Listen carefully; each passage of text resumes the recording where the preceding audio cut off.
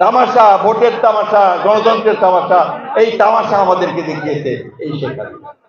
বন্ধুগণ, কয়েকদিন আগে আপনারা দেখেন নাকি ইউটিউব দেখেন না? আপনারা ইউটিউব দেখেন তো না?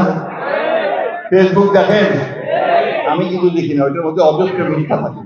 তারপর আমার একটা চোখে পড়ে গেল কি, হাসিনা কান্না করতে করতে বলতেছে যে আমার বাবার বাড়িটা যেটা আমরা 32 নম্বরে আমরা দিয়ে দিয়েছিলাম, সেটাকে জাদুঘর করেছিলাম, সেটাকে পর্যন্ত ধুলায় মিশিয়ে দেওয়া হলো। কেন? কি আমার অপরাধ? অপরাধ আপনি এটাই তো এখনো বুঝতে পারছেন না হাসিনা, আপনার কি অপরাধ? আপনি একটা জাতিকে ধ্বংস করবার চক্রান্ত করেছেন, আমার সৃষ্টিকে ধ্বংস করবার চেষ্টা করেছেন, আমার ইতিহাসকে বিকৃত করেছেন, সবকিছু ধ্বংস করে দিয়েছেন আপনি এখনো বুঝতে পারেন না যে আপনার কি অপরাধ।